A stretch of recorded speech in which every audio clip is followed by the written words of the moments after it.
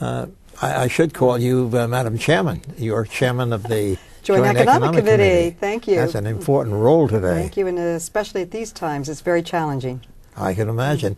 One of the things, though, that you're championing is a credit card bill now to protect the consumers in some way. Well, that's true. We've done a great deal to help the banks and the financial service industry, and they deserve help, but we need to do something to help Main Street, to help the consumer. And I have authored a credit card bill of rights that cracks down on some of the most abusive practices of the credit card industry, such as any time, any reason rate increases, such as raising the interest rate retroactively on the balance, the double cycle billing, charging interest rate on a balance that's already been paid. There have been such outrageous abuses that the Federal Reserve Board came out with a study and called them abusive practices, unfair, deceptive, and anti-competitive. That is pretty strong. They came out with a proposed rule change, and over 56,000 Americans wrote in support of the changes, more than ever before. And I must tell you, Lester, it's hard to go walk on the street or go to the floor of Congress without hearing a credit card story of some type of abuse that people feel was unfair and exploited them. But aren't they regulated in some way now? My bill that passed in the last Congress, it passed with 312 votes, a very heavy, strong vote. It was the first reform bill in the credit card industry ever to pass Congress. There are no... How free can it be if you can raise a rate anytime, any reason, retroactively on one's balance? That is really what is in the very fine type.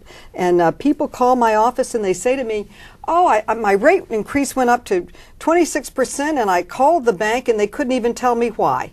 They said they didn't have to tell me why, because they can raise rates anytime, any reason. Do they have any, does the consumer have any redress now at all? Well, oftentimes if you call the bank and complain, you can maybe talk them out of it, but many can't. It takes a very persuasive person to make those changes. I've talked to some constituents who say it's so unfair. I called them up, I pointed it out, I wrote letters, and I got them to reverse my interest rate. But for many people, they are not able to.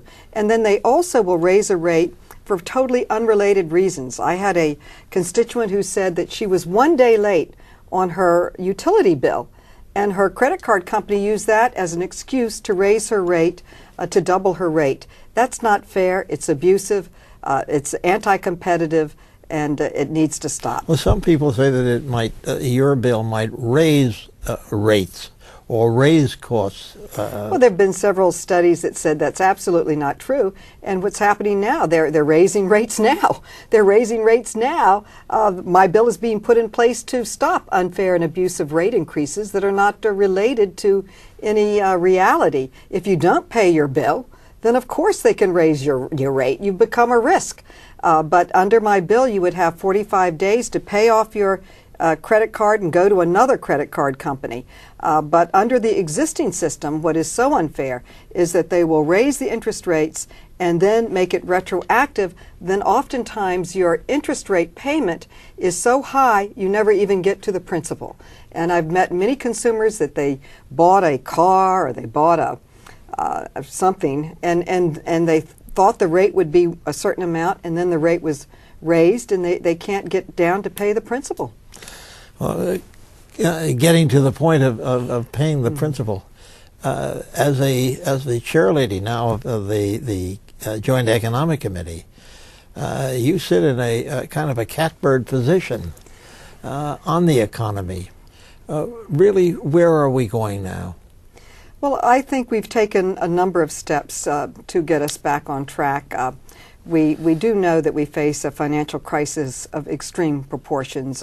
Last month, the unemployment numbers were 600,000, and it's 2.3 million people have lost their jobs since the recession began in December, and it's escalating. The numbers will come out again this Friday. But first of all, to stabilize our economy, we have passed the Economic Recovery Plan to help keep our economy growing and save or create 3.5 million jobs. We cannot continue this downward escalation of job loss will go into deflation. So the economic stimulus or recovery package was an important tool. We have also come out with the relief to our financial institutions to help rebuild their capital so that they are there to provide services to the public. Secretary Geithner has come out with his reform package. He is working on the specifics. And before Congress this week, we have a housing reform bill to help keep people in their homes and to.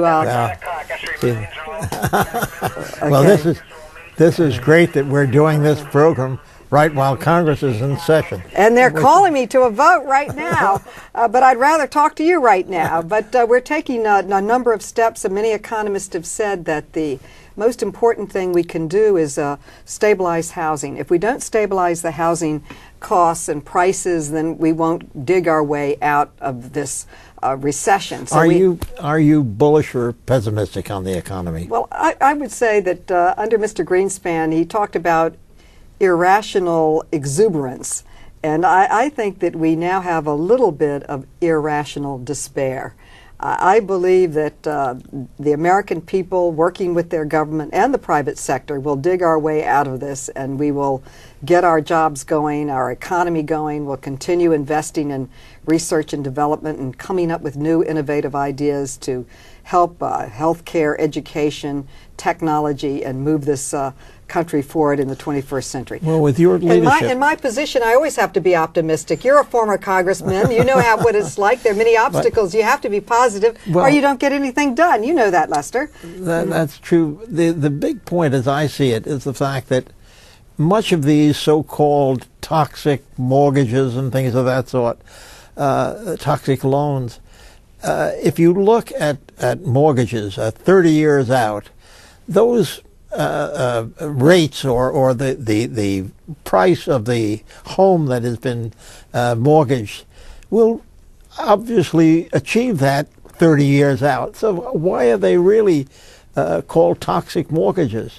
Well, part of the problem is that they got into not 30-year mortgages. They were into short-term mortgages, 3 years, 4 years. So they could flip them. And then they would flip them. And unlike when you bought your home and I bought mine, we went to the bank. We had a mortgage. It's with the bank.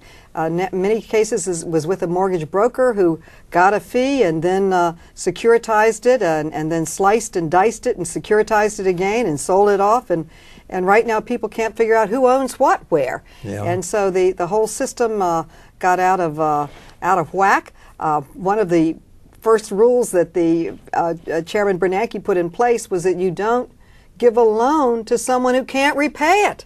The joke in New York was, I can't pay my rent, I'll go out and buy a home. They were handing out loans and then selling it on the secondary market and gaining a fee, and no one was responsible for the final product. So the system became abused. We have changed that system. We have put in controls and oversight and reviews, and in the bill that is before Congress this week, we have built in a bill that will allow servicers to have a safe haven so that they can renegotiate these loans into long-term 30-year loans, as you described, and new powers to the FHA and the Hope for Homeowners program to help refinance and help people stay in their homes, and allowing bankruptcy judges, when the value is not there in the home, to renegotiate. That's not good for the lender.